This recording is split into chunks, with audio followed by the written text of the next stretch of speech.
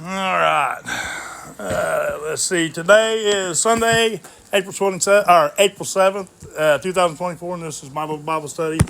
We're back here at Humble Hearts Ministries again with you fellas. And ladies, excuse me. I'm such a sexist pig.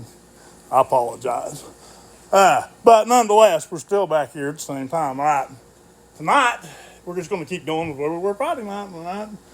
Was everybody kind of into that one a little bit? All right, this one shouldn't hurt near as bad this week. I promise. I mean, I'm sure last night some people went home and was like, what is this freak talking about? Was I not lying? Some of you sat there and did. What's this crazy man talking about? I realized I walked in here yesterday and told you that the feast that we've been practicing the resurrection on is really an ancient Babylonian fertility feast. That should cause some little bit of uncomfortableness within your body, right? And I'm sure it did. I remember the first time I heard this, I was like, yes, this is whatever. Well, guess what? It isn't whatever. Now tonight, we're going to go right back to where we were. If you want to follow along, chapter 12, verse 22 is where we're going to pick it up. We'll finish up in the Old Testament, and then we'll get right in the New Testament with what's the importance about Passover and things like that, because you're going to find out that all these three biblical feasts. Okay, let's just review a little bit. Friday night. Yeah. Exodus chapter 12, verse 22. We'll pick it up in just a second. All right, we were talking about the Passover festival, right? The Passover feast. You would take a count, a number, and everybody had a portion, right? Because the objective was to eat the entire thing, right? The entire sacrifice. Most of the time, people get really confused about Old Testament sacrifice. I find myself teaching this side of the room because I'm left-handed. All right. I'll come over here to you guys for a minute. But a lot of times the Old Testament sacrifices were really misunderstood. All right, when you think of sacrifices, you think of one thing: whole burnt offerings. All right, but there are many, many different kinds of sacrifices, and whole burnt offerings only consist of one section that has 7 different things that they're talking about. All right, that's it. The rest of them were not burnt, or in their entirety. Okay. There's something inside of an animal that's called the maw. And what it is, if you've ever slaughtered any animals, you've probably seen it. You might not have recognized it, but it's a fat pouch that's on the inside of the animal. It doesn't exist as subcutaneous fat under the skin. And what it's for long-term survival in an animal that goes through seasonal periods. All right, they build up the maw, they lose the fat on the outside, but they still have the fat reserve on the inside. That gets them through the hard times. When they started talking about sacrifice in the Old Testament, God said, He likes the fat. He likes to smell the fat when it's offered by fire. All right, and some of you probably sat around a campfire and smelled what that smell smells like. Right, that's tasty stuff. Makes you want to eat. All right, but most of those sacrifices that were burnt, that was what was offered up. It was an offering that contained the skin, the 4 legs down, plus the maw, and it was wrapped up in a nice little package and put on the fire and was burned. All right, because God liked the smell of the sacrifice that's what the fat represents, is the prosperity of this animal. All right, same prosperity that His people should enjoy. All right, so oftentimes we have a big misimpression about sacrifices. All right, whole burnt offerings, exactly what it says, a whole and burnt offering. All right, but you had a lot of stuff. You had stuff that were wave offerings of ground. You had people drop their glasses on the floor. You had offerings made for sins that you weren't aware of. You had offerings for some certain things, like if you sin against your brother, it would cost you this. A priest would get to decide this. And these priests had enough power and authority that they didn't judge everybody exactly the same way. Me and you, some thatcher working his butt off, commit one sin, maybe a smaller penalty compared to that same sin for, say, a leader. Like a tribe leader, an elder, a priest. Right. They were held to a much higher standard because their accountability was very high, not because of their position. So even things within the law, and that's all subscribed according to the law too. All right. So for the most part, the sacrifices are really misunderstood. The Passover sacrifice was one of those that was eaten completely. There wasn't any left over, as we heard. He burned it by fire if there's anything left there the next morning. All right, so that was where we were with that. Now, I want to remind you that it was consumed. That's the thing we're going to get on, because we're going to run into this If not tonight, then the next time I talk about this subject, we'll do it then too. So everything's a part 2, a part 3 with me. There's never, okay, it's done. Okay, next time we're going to talk about this, but anyway, you should know by now. All right. So let's just pick it up in Exodus chapter 22, or chapter 12, verse 22. Father, we ask this open eyes and open ears no matter where they are. In Jesus' name, amen. All right. So they slaughtered the sacrifice. We're on, what day are we on here? That they're going to be doing the Passover sacrifice from the spring equinox. You guys are going to remember this before it's over, all right? It's all based on sevens. Sevens. Oh, we're 22, 12, 22 is what we're. 7 days? Yeah. No, you're.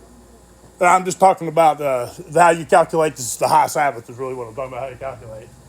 From the first day of spring, you go 2 groups of 7, right? 2 units of spiritual completeness. It's an easy way to remember it. All right, it's on the 14th day then after the spring equinox. When the sun goes down, Passover begins. All right now we're in the 4th day. All right, the other night remember where we were last night? Well, Saturdays came, Saturday night. Saturday night was the actual day that Christ resurrected from the ground, the actual solar day. Sometime Saturday night.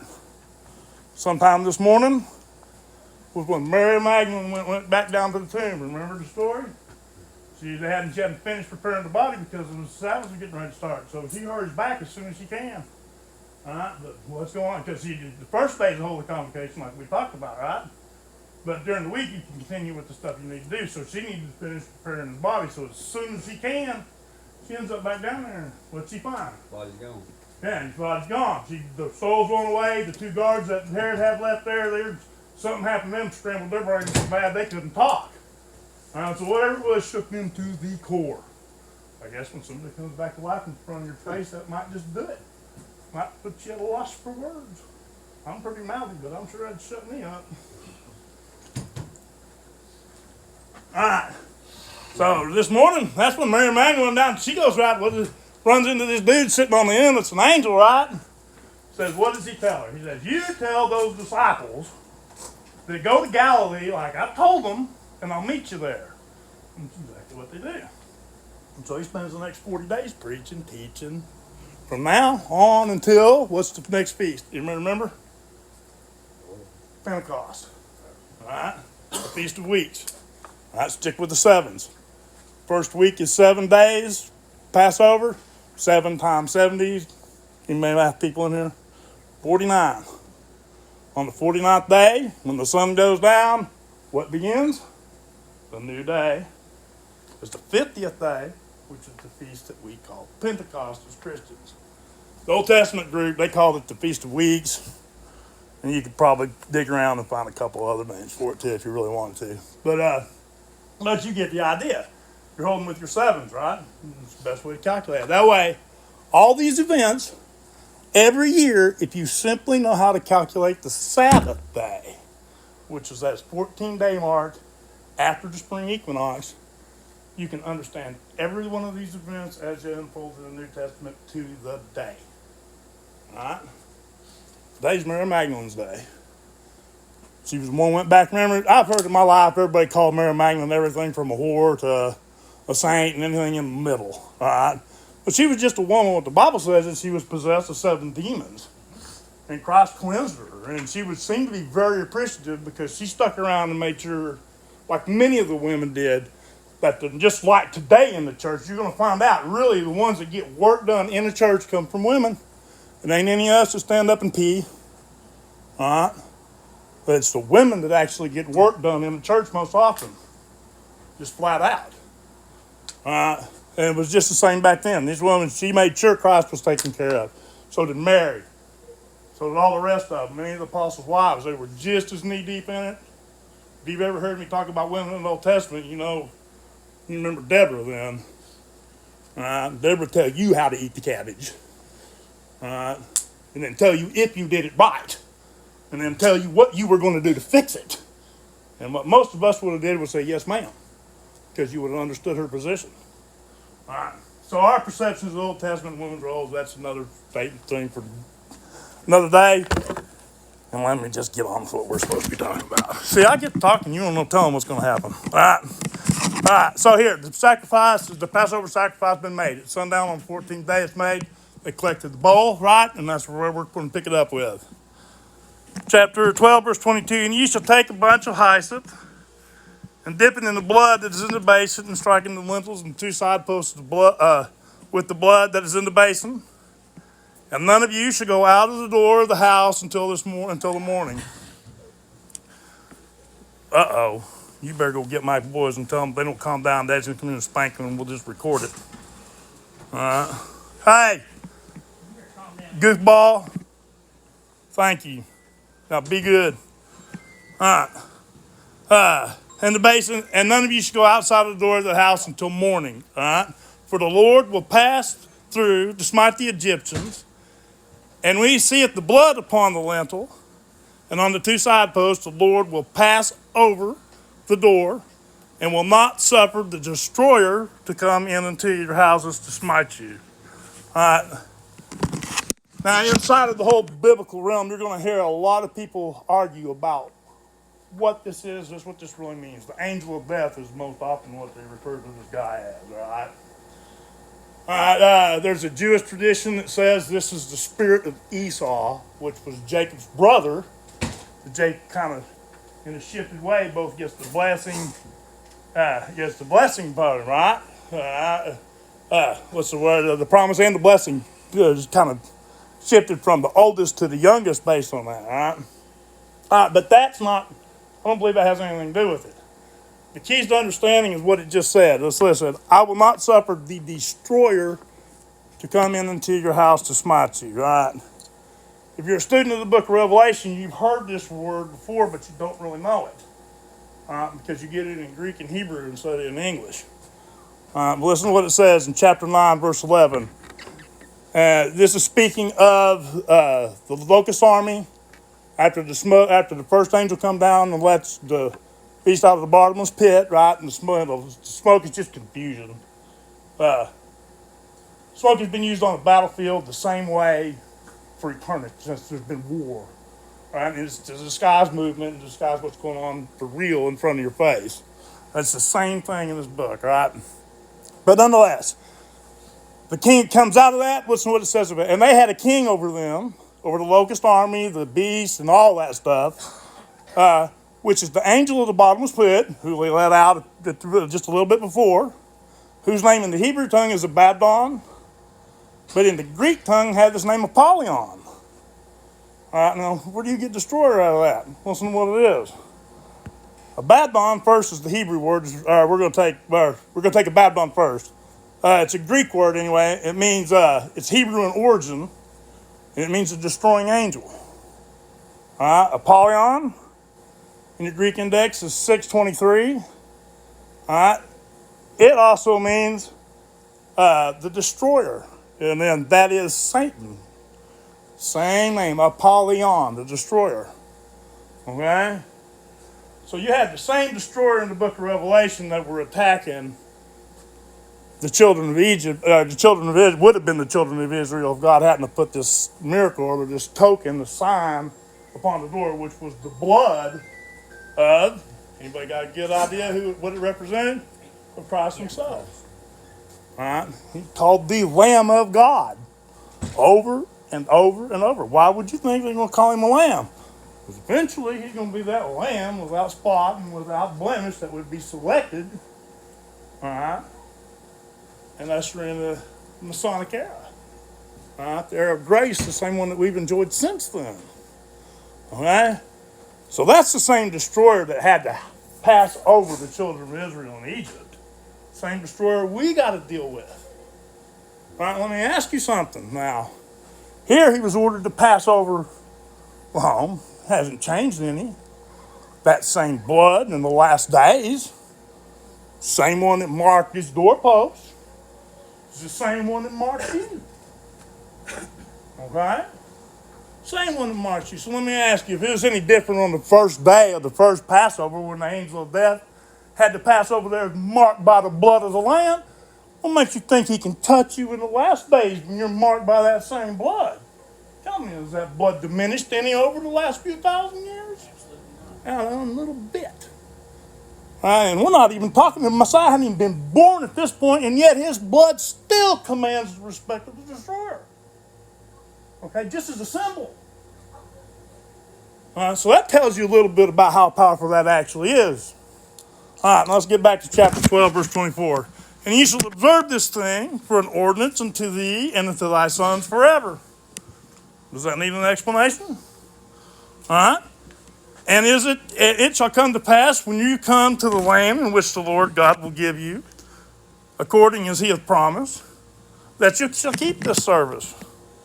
And it shall come to pass when your children shall say unto you, what mean by this service? You shall say, it is the sacrifice of the Lord's Passover, who passed over the house of the children of Israel in Egypt, when he smote the Egyptians and delivered our houses.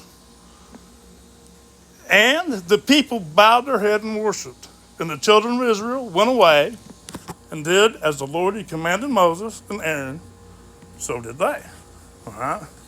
So they went back and did everything that God had told Moses and Aaron to tell them to do. Okay? If they didn't do it, what happened? That's right, the firstborn was taken. Well, important. Okay? To get that blood, to keep that seal going good, all right, you got to keep that bad running. All right, now, so now here, that's pretty much the whole Passover. Well, no, let's keep going. Let's go ahead and finish up this section. 29. And it came to pass that at midnight the Lord smote all the firstborn in the land of Egypt, from the firstborn of Pharaoh that sat on his throne until the firstborn of the captive that was in the dungeon. All the firstborn of the cattle, and Pharaoh rose up in the night, and Pharaoh rose up in the night, he and his servants, and all the Egyptians, and there was a great cry in Egypt, for there was not a house where there was not one dead. All right. Now you got to remember, when the book of Exodus is first, in the first few chapters, God told Moses and Aaron this is how this was going to go. All right. He said, first, I'm going to make them give you gold and silver and fine linens and precious wood, all these things that you would need. He goes, and then, when you're done, they're going to ask you to leave. Okay? And Moses was like, all right, I'll do what you say. Moses didn't have to believe, he just had to do what he was stinking told. Now, I have no doubt, I'm not saying that Moses didn't have more faith than probably all of us in the room mustered together doesn't have, but I'm just saying, Moses understood his role. Moses, from the time of the burning bush, Moses understood he needed to click his heels and just do what he was told, and that it was going to be covered. And by then, he'd already realized he's up to his neck in this. He's already 80 years deep by then in it. All right, so Moses had a long life to understand a great many things.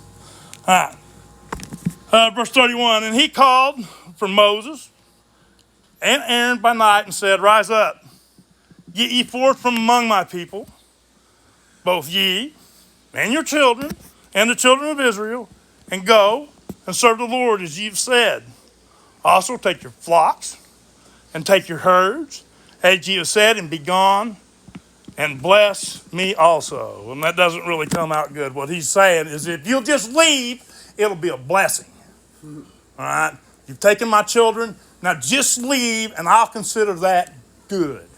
All right, he's going to change his mind because then revenge starts to set in. All right, that's another story for another day. All right? Well, there you go. That's what the first Passover. Between Friday night and today, you've caught the first Passover pretty hard right between the eyes, probably a couple times over and over. All right? Nothing in my world. Welcome to my world. All right? Like I said, I'd rather teach you the truth about things. I don't give two squirts of yellow urine about anybody's church doctrine. Not yours, not anybody's. All right. But I do love the book. All right. I'm really into what the book says. And the book tells you much more wonderful story than often we get in church. Okay? It's a passionate story. Buddy, you can't read the book of Genesis. But after you get out of the creation section, pass the Bible on, after you start talking about first Abraham and Sarah, dude, this stuff is a love story. By the time you hit Rebecca had to have been the kind of woman that every man in the world, not to mention Sarah, all right, they came out of the same group. Sarah, 90 years old, and every man that's here, Abraham's like, they're going to kill me because They're going to kill me if I'm your brother. They're going to kill me if they think I'm your husband because they want you. Right? Abraham used that twice to get out of trouble. And Isaac at least once. Same little ploy. Right? Because that just means Rebecca was just another girl right off the sea. What I love about Rebecca is when he found her, this girl, her job was to run a well, and she was dipping water. You remember, Abraham sent the servant, I can't remember his name right now, to find Rebecca. Right? And he takes 10 camels with her. They pull up there, then they work out this code. Well, this girl, they'll say this, and I'll say this, they'll say that. And she does it. But she volunteers to water the camels. All right. Now, can anybody tell me how much water a camel will drink? 30 gallons. A month. 30 gallons. Okay, so that's 30 times 10. How many gallons you get in a bucket? 5. How many times if you're a strong hoss and they got a 5-gallon plastic bucket, well, I doubt it back in there, I doubt it was that much. Yeah, maybe, right. So how many times you think she had to lower that bucket in there and pull that water out of the bottom of that well? So you tell me, what does that speak to Rebecca's character? Anybody, that's the kind of person I want to do any job that's going to be hard and hot. All right? Anybody, male or female, that's the kind of person I want to work with me in those kind of conditions, right? But nonetheless, that's part of the story that you get out of the Bible, not just some verse teaching that you get. Oh, what verse is that? I hate it when somebody tells me that. What verse is that? I don't know. It's a couple chapters. You're going to have to start all the way back, and you're going to go all the way back in the Old Testament where you're going to first hear about it. It's never a verse. All right? It's the story. It's the story of your people. All right?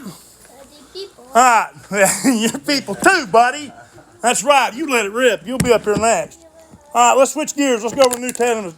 John chapter 2. Over at my little Bible study, this is the next book we teach, is the book of John. And we'll do it just like we did Revelation, line by line, verse by verse, chapter by chapter, open to close. All right? We're going to warm up in here. This lecture will also be the same one Wednesday night that I'll give again for my group on Wednesday night online. So if you missed it, tune in then. If you got questions, tune in then. It'll be a little bit different from this because I'm kind of doing this on fly. But let's see what we got. At John chapter 2, all right? So we've been talking about the Passover, right? And so prophetically, most prophetic events are timed between Passover, Pentecost, and the Feast of Tabernacles. All right? When you get to, I noticed it was kind of emphasized to me today as I was starting to kind of get ready for it, that particularly in the book of John, dude, he's making a point to let you know when he's on one of those feast days. He's the Feast of Tabernacles, Feast of Passover, whatever it was. All right? Here we are, chapter 2, verse 1. Listen to what it says. And the third day, there was a marriage. All right, well, let me start over, just set this up a little better again. Okay, this is where we're at with Jesus getting ready to start his mission. All right, we're in the land of Canaan. We're at that wedding that everybody hears about where Jesus turns water into wine, right? All right, this is where we're at. This is the first miracle, right? This is the first thing he does that can announce that the Messiah it's the first proof that is going to be offered that the Messiah has arrived. All right, you're going to find out what he does. Listen to what it says. And the third day there was a marriage in Canaan of Galilee, and the mother of Jesus, Mary, was there. And both Jesus was called and his disciples to the marriage. And when they wanted wine, the mother of Jesus said unto them, they have no wine. And Jesus said unto her, Woman, what have I to do with thee? Mine hour is not come. So, Mary knows that Jesus has the ability to fix any problem. All right, let's just say she's been privy to probably many things that are not written down. You can imagine the kind of intimate things that she would have experienced with Christ as his mother. All right, and only as probably his mother could have experienced them, right? So, that's just a normal mother-son bond. This is deepened just a little bit deeper because she also understands what his prophetic role is in the overall scheme of things. All right? And so she's taking that into consideration. But what does he say? So basically, ain't none of my business. All right? They should have planned better. Okay? Well, listen to this. Verse 5. His mother said unto his servants, Whatsoever he saith unto you, do it. All right? Maybe she knows her son better than most people. All right? Sure sounds like it by that, because he said, What do you want me to do about it? And then she looks at them and says, Whatever he says, you just do what he says. Okay, well, that shows a little bit of faith right there, right? Even for Jesus' mama. Right? His mother saith unto the servants, whatsoever he saith to you, do it. And there was set 6 water pots of stone after the manner of purifying for the Jews, containing 2 or 3 firkin apiece. Well, something about this tall, about that big around. If you've watched any archaeological digs, you've probably seen them in old shipwrecks. All right, and that's the best way to kind of get an idea of what that really means. All right, probably a little bit bigger than what you're thinking actually. But anyway, where was it? As much sense they're doing 6 firkins apiece. There we go. Verse 7. And Jesus saith unto them, fill the water pots with water. And they filled them up to the brim. And he saith unto them, draw out nigh, and bear unto the governor of the feast. And they bear. Right? Was there a waiting period? No, Fill them up. All right, feed them. Just instant. There wasn't no fermentation. There wasn't no nothing. Done. All right. Listen to what it says. And they bear it. Verse 9. And when the ruler of the feast had tasted the water that was made wine, and knew not whence it was, but the servants which drew the water knew. Okay. Now think about that. Think about how important that statement is. That's not the people out front. These are the people that were hired. Had no idea what was going on. How much their witness changes and is more emphasized because they were not, this wasn't a stunt done for people out front. They were in the back. They filled the water pressure. They know what happened. All right, so imagine how much that changed. So it wasn't just the people in that room. When they go on to their own work, go out back to the people that they knew, how much more his fame would be increased by it, all right? Listen to what he says. Then bury it in the feet. Okay, verse 9. And when the ruler of the feast had tasted the water and the wine, the governor of the feast called to the bridegroom, verse 10, and saith unto him, every man at the beginning thus set forth good wine, and when men have drunk well, right, they that which is worse, they just put out what's the worst, right? But thou hast kept the good wine until now. This beginning of miracles did Jesus in Cana in Galilee, and manifested forth his glory, and his disciples believed on him. After this he went down to Capernaum, he and his mother and his brethren and the disciples, and they continued there not many days. Okay, so this is the miracle that sets off Jesus' entire mission. He knows what this is. All right, from this point forward, it's only 3 years till he's put on the cross. How do you know it's 3 years? Because you know how to calculate feast days. That's how you know it's 3 years. All right. Let's see, where was that? Okay, now this is why. Okay, he says they weren't there many days. Go to the next verse, verse 13. And the Jewish Passover was at hand, and Jesus went up to Jerusalem. That was the first one that we talked about, right? All right, so here we are. Jesus has just performed his first miracle, and here the Jewish Passover it is again. So we know that this is the 14th day after the spring equinox, all right, because that is 2 sets of spiritual completeness from the beginning of the first month. All right, so now you can calculate. What was that again? It was last Wednesday when he was crucified, right? That was when the actual biblical Passover began. Don't talk to me about the one that's on the calendar and the one that's going to be performed out there. I'm talking about how the Bible says to calculate it. Book of Exodus, chapter 12. We got it recorded. It's on your guys' tab on chapter 12. Or in my little Bible study. All right? But nonetheless, here we are at another Passover, right? Right after the first miracle. And Jesus went up to Jerusalem and found in the temple those that sold oxen and sheep and doves and changers of money sitting. Take that. Look at this. Woo. Okay, check this out. It gets better. But I need a drink. Well, I tell you about it. Just because I'm dying and old and all that. Yeah. She said, I'll bring 3 of these. I said, I don't think that's enough. Here comes my brunch again. All right, so the first thing, okay, oxen, sheep, and doves. Oh, goodness gracious, what's that? What are they doing there? Passover. What do you do at Passover? They have a lot of sacrifices, right? We had the Passover sacrifice, but that was done in the home, right? Not at the temple.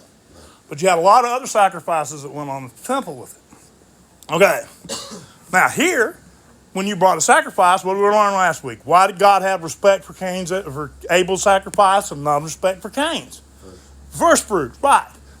Abel brought it the firstlings of the flock, but Cain just brought an offering. Whatever he had left after he got done getting full. Brought the rest on his belly. Okay? So that's why he had respect for it. All right. But here, these people, what are they doing on the Passover? On the high Sabbath, the 14th day at sundown, they're going to the temple to buy their sacrifice. All right? Yeah, pay money for what you're supposed to give from your heart is the best. It's the same sin Cain committed. All right, exactly the same thing. Yeah, right. That's right. Now look what happens. That's what he said. Well, here, let's just take on money changers first before we get on this. Because that's an insult enough. All right, but here you get to money changers. Let's work this a little bit in Greek, all right? Money changers in Greek comes from 2773. All right, it is kamatis. All right, it means a handler, current, a money broker. Now listen here. It comes from 2272. And 2272 means to clip a bit, shave a little bit, cut a little off, all right? It comes from 2752, which means to shear. Okay, so these good old men of the cloth, these scribes and these Pharisees, they got a little racket set up here. All right, so they get merchants to come in and set up on the inner court. All right, sell sacrifices going right into the temple. All right, and what do? They get to clip a little, they get to shear a little, take a little bit of a clip off, take a percentage off the top. All right, that's called usury in the Old Testament. And it is prohibited by God's law. All right? Probably their money clipping, they're probably less of letting loans. Yeah, I only need $100, but it costs you 10%. Same thing, clipping the money. All right? All of these things are not allowed according to God's law. All of them being done on the high Sabbath, right there in Herod's temple. All right, in the house of God, and then the man comes stomping along. You remember that Johnny Cash song, When the Man Comes to Town? Well, man's here. He's in town right here. Listen to what he does. Verse 15, and when he made a scourge of small cords, he drove all out of the temple, and the sheep and the oxen, and poured out the changers of money, and overthrew the tables, and said unto them that sold doves. All right, all these are part of the Passover sacrifice set. Right there in the temple, the quickie mark for sacrifices. All right? Take these things hence and make not my Father's house a house of merchandise. Have a seat, boys. 17, and his disciples remembered this, was written, the zeal of thine house has eaten me up. Then answered the Jews and said unto him, what sign sowest thou unto us, seeing that thou dost these things? What are these little... Look, they've already heard about this guy. All right? They've already heard. He's already made a little bit of rattle. Not so much like he has since he's doing this. All right? Let me tell you something. This very act will get him killed 2 years from this point. Exactly. This is exactly why he's killed. All right? Because he's cutting into Caiaphas' money. All right? He's sitting in the temple and he's making a fortune. Kind of reminds you of another group of preachers I see today. All right, just like that, sitting up in the temple, taking their percentage, making the house of God a place of merchandise instead of a house of prayer that it was supposed to be when Solomon built the thing. Okay? Now, verse 19, and Jesus answered and said unto them, destroy this temple, and in 3 days I will raise it up again. They're going to use this against him before it's over. All right? Then said the Jews, 46 years was this temple in building. Wilt thou rear it up in 3 days? But he spake of the temple of his body.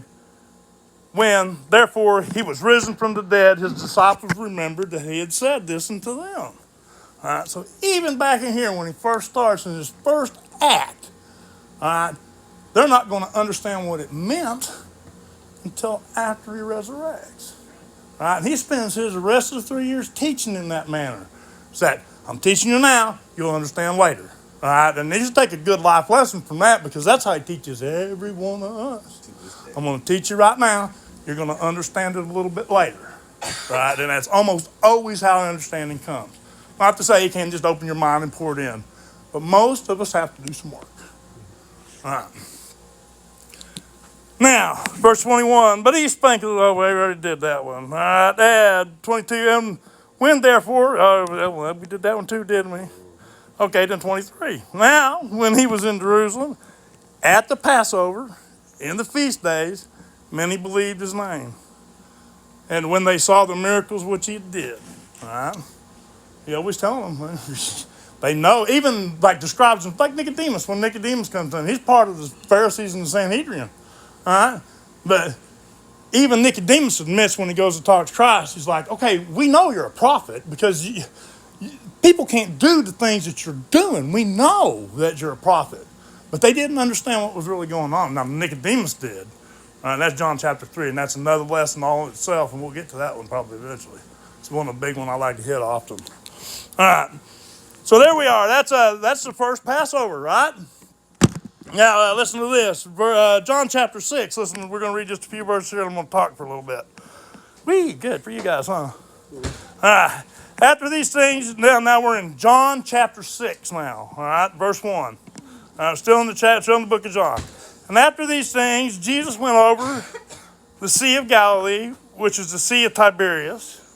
And a great multitude followed him, because they saw the miracles which he did on them that were diseased. All right? So he'd been working. Right? This is a year after he cleaned the temple. We're at the next Passover in the book of John. So that's 1 year's past. So again, this is again on the 14th day of the first month, as counted from the spring equinox. All right? We're diseased. And Jesus went up into the mount. Well, you'll find out it's Passover. Sorry, I'm getting ahead of myself. Hold on. And Jesus went up into the mountain, and there he sat with his disciples, and the Passover, the feast of the Jews, was nigh. So it was at hand. There's Passover. And this is 14 days past the spring equinox, 2 sets of 7. Verse 5, and when Jesus then lifted up his eyes and saw a great many come nigh, he said unto Philip, whence shall we buy bread? And this ties back into Passover with unleavened, right? With these many, that these many may eat. And this he said to prove him. Right? Christ is messing with Philip. That's what he just said. That ain't how it reads, but that's what's going on. Jesus, what's he say? Because what? Because he knew what he was going to do. Christ knew what he was up to, so he's messing with Philip. Saying, oh no, look at all these people, what are we going to feed them? Okay, that's really what he's doing. That's kind of what, you get it? And so Philip's just the object lesson at this point. Like that. All right, so what are we going to do? So what happens? This is, you know this story, because this point we're going to just talk a little bit as we go. Okay, this is a scene where he feeds the 5,000 with the 3 loaves and the 2 fishes. All right? This is a big deal right here, because in this you get the beginnings to communion, the Christian communion within this. All right? And Wednesday night, if you listen to the broadcast, if you're going to, or if you're going to come by, we're going to do communion then. So if you listen online, just get your stuff ready.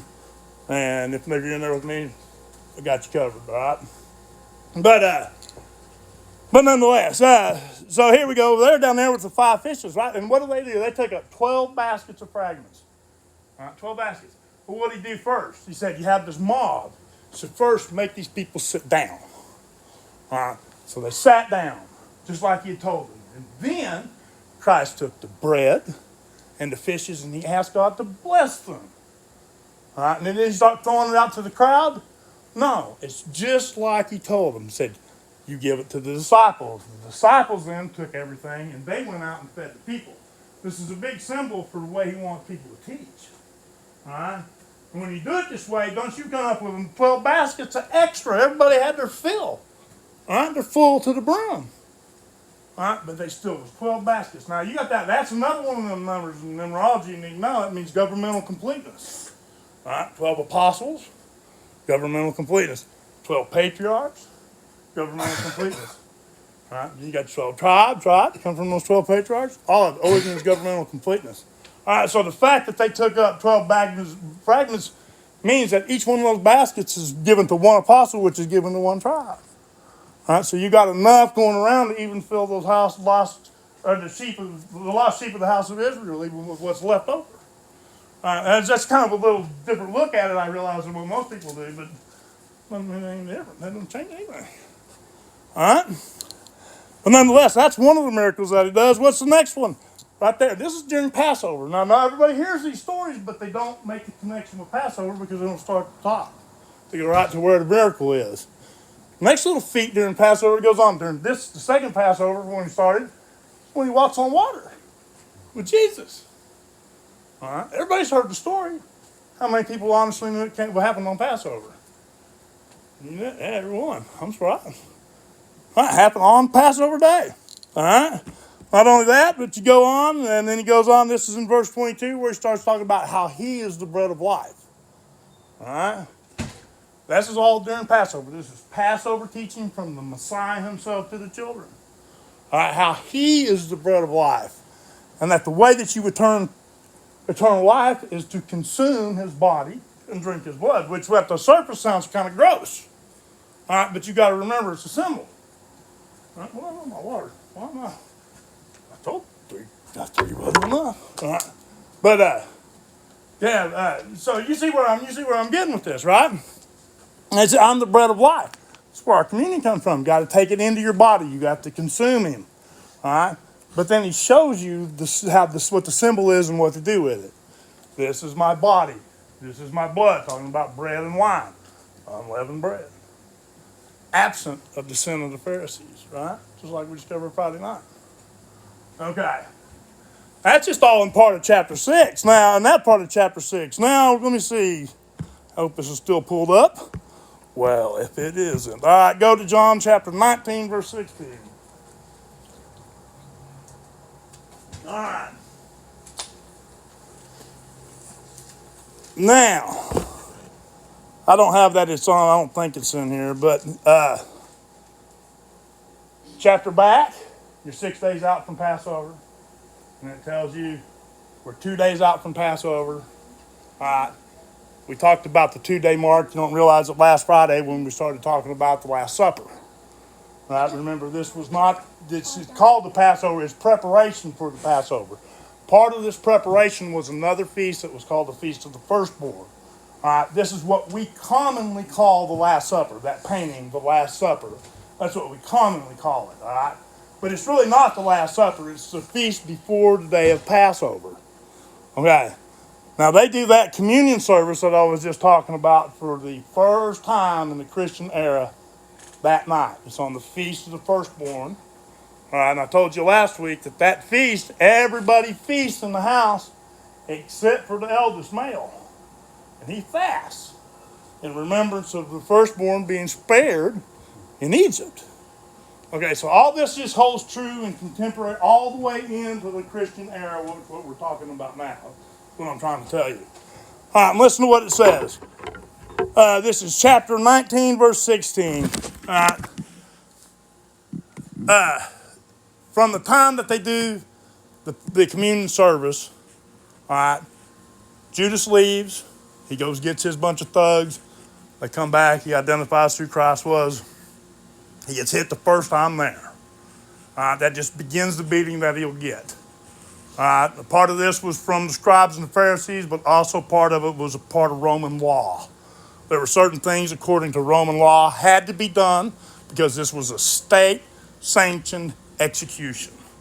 All right, this has nothing to do with the Bible other than it's chronicling a state-sanctioned execution. Because you're going to get all kind of people try to say, no, he was impaled and this thing, that thing, or any other thing.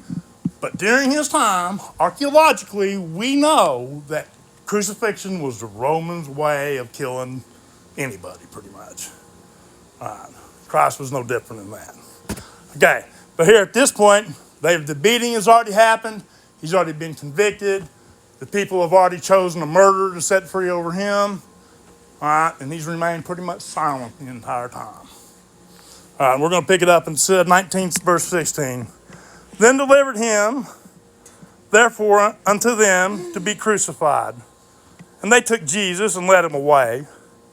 And he, bearing his cross, went forth unto a place that is called a skull, which is in the Hebrew tongue Golgotha, where they crucified him, and two others with him on either side, and Jesus in the midst. All right? And Pilate wrote a title. All right? And now this is what the chief priest Caiaphas used to get a death sentence. All right? And Pilate wrote a title and put it on the cross, and the writing was Jesus of Nazareth, King of the Jews. All right? This title then read many of the Jews, for the place where Jesus was crucified was nigh to the city. He was right there real close, right? And it was written in Hebrew, in Greek, and Latin. This then said the chief priests and to the Jews, of the Jews, to Pilate, write not the King of the Jews, but that he said, I am the King of the Jews. Okay. Now, let's unpack this just a little bit. First of all, he's not King of the Jews. It'd be Otis that's King of Israel, is who he's saying, not Jews, just not the tribe of Judah, first of all. And that's not translated correctly. If you would have read it in that, it is King of Israel. Because that was what got him killed. They had to bring him before. This man said he's the king. There's but one king, and that's Caesar. Right? And that's what gets him the state-sanctioned execution. Right, they were going in. But Pilate put this up here because he knows there's some stick stuff going on. He even said over and over, look, say something. These people are claiming this. You need to tell me. And he refuses to speak. They hit him and he barely says a sentence. Okay. So Pilate did this to do this to Caiaphas. Like, yeah, I know I just killed an innocent man, but it's your fault, stupid. All right? And that's what it's really going on. That's why they wanted you to change it. So, no, he said he was the king. No, that isn't what you said. What you said was he said he was the king. Or that he was the king. So that's just Herod just having that at Caiaphas. Because like I said, he knows this is total coarse baloney. Or however you make baloney. But anyway. Verse 21, then said the chief priests and the Jews to Pilate, write not thee as King of Jews, but they said, I am the King of Jews. But Pilate answered and said, what I've written, I've written. I wouldn't change it. All right, because it read almost exactly correct. All right, and that's why Pilate wouldn't change it. All right. Pilate answered and said, I have written what I've written. Verse 23, and the soldiers, when they had crucified Jesus, took his garments and made 4 parts. To every soldier a part, also his coat. Now his coat was without seam, woven from top throughout. All right, so think about this. They took his undergarment and they divided it into quarters. All right, but they have this garment that's woven to fit him from top to bottom. You can't cut that up with a knife without ruining it. All right, so what it says. And it said, okay, and they said, therefore among themselves, let us not rent it, but let us pull it apart, but cast lots for it, for who it shall be, that the scripture might be fulfilled, which saith, they parted his raiment among them, and for my vesture they did cast lots. These things, therefore, the soldiers did. You remember where that is? That's way back in Psalms, all right, where you get this exact thing, the things that they said, the things that they did. All right, all the way, way back in what? Who's good with math? What? At least how many 100 years, 400 years, 500 years before? Yeah. I mean, so people, when they ask you, what makes you believe that it's true? Well, the fact that they got this exact thing 500 years before the event ever occurred. Yeah. And if you notice, there's no priest. None of them are involved. There's no behind the scenes. This is all just the government at work. Right? A lot like you see right now. Oh, I find it funny, but some people don't. But you see this going on right now. This exact same thing. It's like that. All right. Verse 25. Now there stood by the cross of Jesus his mother and his mother's sister, Mary the wife of Caiaphas, Mary Magdalene. And when Jesus therefore saw his mother and the disciple standing by whom he loved, which would be John, the writer of this book, right, he said unto his mother, woman, behold thy son. Then saith he to his disciple, the one he loved, John, behold thy mother. And from that hour the disciple took her unto his own home. He just took Jesus' mom away just so she didn't have to watch the very end. All right, and he must have really trusted John because he sent his mama away with John. And at that point, that had to be somebody really precious to him, even at that point, even though she was just another human, but still his mama nonetheless. All right? Listen to what it says in 28. And after this, Jesus, knowing that all these things were now accomplished, that the scripture might be fulfilled, said, I thirst. Now there was a set of vessels full of vinegar, and they filled a sponge with the vinegar and put it upon hyssop and put it in his mouth. And when Jesus therefore had received the vinegar, he said, it is finished. And he bowed his head and gave up the ghost. All right, listen to what he keeps saying. And the Jews therefore, because it was a preparation that the body should not remain upon the cross until the Sabbath day. Okay, so this was to lead up to Passover a few days out. So we're on the 14th day of the first month, as counted from the first day of spring. Right? Besought Pilate that their legs may be broken, that they might be taken away. All right? He sought that they break their legs so they hurry up and die before the sun goes down, because Caiaphas and that bunch would be ceremonially defiled, and they couldn't take part in the great fleecing of Passover when they're selling all the stuff that Jesus ran out of the temple a couple of years ago. All right? So you get what this is really about? Anyway, verse 32, then came the soldiers and broke the legs of the first and of the other which was crucified with him. But when they came to Jesus, they saw he was already dead, and they broke not his legs. Why? Well, that, and because the prophecy says, right, Passover lamb cannot have one bone in his body broken.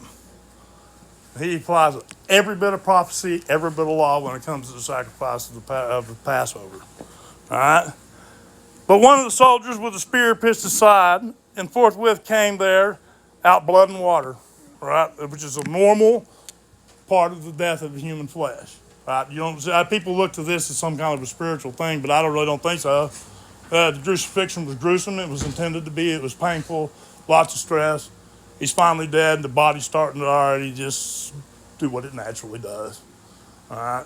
I just say that just because I really think, I've seen people read way too much into this, and then you get different little traditions of men like the cup that caught the blood and all this stuff that don't exist. And you get people in church swear this stuff exists. You get Hollywood helping them along with it, and it's a delusion you can't pull them out of. All right.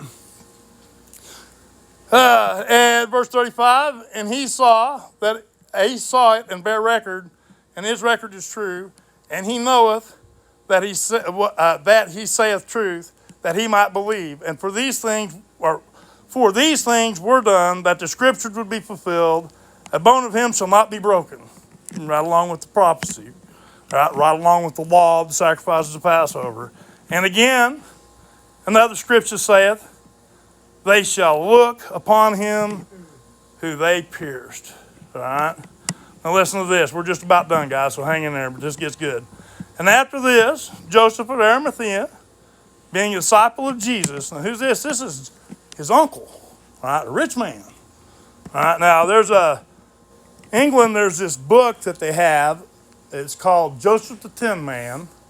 All right, and some scholars believe that they're referring to Jesus in the lost years when they talk about this, because it has some tin mines up in the area in Europe. And the story goes according to them. Not me. I didn't say Bible says this.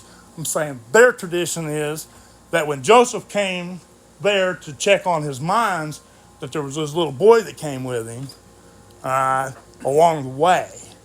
And they offer this up as some kind of evidence. I don't know that it's true, and I just share it with you just because it's interesting.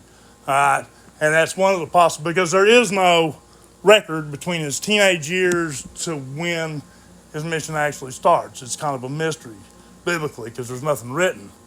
But he was there. He was doing something all this time. His daddy's dead, so that would have the right of the kinsman redeemer would have been to his uncle, who would have took possession of him.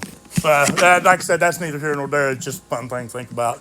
But nonetheless, disciples of Jesus. But he was a disciple of Jesus. But secretly for fear of the Jews, besought Pilate that he might take away the body of Jesus, and Pilate gave him leave, and they came there and took the body of Jesus. All right, why is this important? Because when the sun goes down, Passover begins. All right, and they can't touch a body, or they're ceremonially defiled. All right, like I said, in Caiaphas, they're up to their neck in this, and they're going to miss out on all the money that they had set up with this guy dead. All right, and there came also Nicodemus, which at the first came to Jesus by night, if you remember John chapter 3, all right, and brought a mixture of myrrh and aloe and about 100-pound weight. And they took the body of Jesus and wound it in linens of cloth with spices in the manner the Jews to bury. Now, in the place where he was crucified, there was a garden, and in the garden a new sepulchre wherein never was a man laid. This is Joseph of Arimathea's tomb, all right? And there laid they Jesus, therefore, because of the Jews' preparation day for the sepulchre, for the sepulchre was nigh at hand. Right there, right handy. They couldn't take him anywhere else. They had to get it done. All right, let's go just a little bit farther. All right, so that's the setup there. So on the 14th day of the first month, Jesus is put in a tomb, all right, as Passover begins, being the Passover sacrifice for all time. All right? He bought and paid for all of us then because our Father wants his children back. Okay? That's each one of you. It's each one of your children. Hopefully it will be each one of your grandchildren. All right? That's everybody. All right? Now listen to what it says. And the first day of the week cometh Mary Magdalene. Don't get confused about this, about the first day of the week. All right? This is 3 days. So you have the Sabbath, the high Sabbath, the Passover, where the first of the week. It's the beginning is what it means. It don't mean the first day. It just means the first part of the week, of the Passover week is what it is. So this is day 3, or the beginning of day 4. All right? Listen to what it says. Came Mary Magdalene early, when it was dark, unto the sepulchre, to see if the stone taken away from the sepulchre. Then she runneth and cometh to Simon Peter and to other disciples whom Jesus loved, and said unto them, They have taken away the Lord out of the sepulchre, and we know not where they have laid him. Peter therefore went forward, and that other disciple, and came to the sepulchre. And so they ran both together. And the other disciple did outrun Peter and came to first to the sepulchre. And he stooped down, looking in, saw the linen clothes lying, yet went he was not in. All right. That's interesting, all right, because this is set up. Then come Simon Peter following him and went into the sepulchre to see the linen clothes there too. All right. So you got 2 disciples there. So they go in and they see the place where they laid him, and the linens are there, but his body's not. Just left right like it was. All right. And then we've been at it a while, so here we're going to stop right there. I think I got to my point. All right. So now you know the secrets. All these little secrets of the universe that are in the book. Well, not all of them, but you get a start. All right. The first thing is how do you calculate the Sabbath? Once you calculate the Sabbath, you have the key to timing for the rest of the year. Timing all these biblical events that we've talked about. Heard growing up, Jesus walking on the water, you know, the lecture about the bread of life. All these things were Passover teachings that we have in the New Testament. All right? His life, his mission that he did along life is measured from Passover to Passover. The beginning of one Passover, which we started with the death and resurrection, the third one. All right, a 3-year work. Boy, he's done a lot in 3 years. That's good work. I wish my work for 3 years would show up for that long. Wow. That's right. That's right. I feel kind of fulfilled. Just a little bit. All right. I about got everybody dead now, it looks like. Anybody got any questions? Have you ever taught on the significance of the grave clothes being folded? No, I've never heard anything about it, really. Who did it? Well, our pastor's taught on it before, but what it is when the master was being served his meal, and he would eat, when he took his napkin and laid it down, he was finished. But when he folded it, he was coming back. And oh, did he fold it? So was it folded? When they come back and the graves were folded, they knew he was It's coming back. Yeah. Oh no, that's I gotta remember that. I'm gonna look that up good. Look that up. Yeah, I'm going to. Yeah, because that'd be something to add into a lecture like that. I Because, think Kenneth E. Hagan taught on it some, but our pastors taught on it before too. yeah.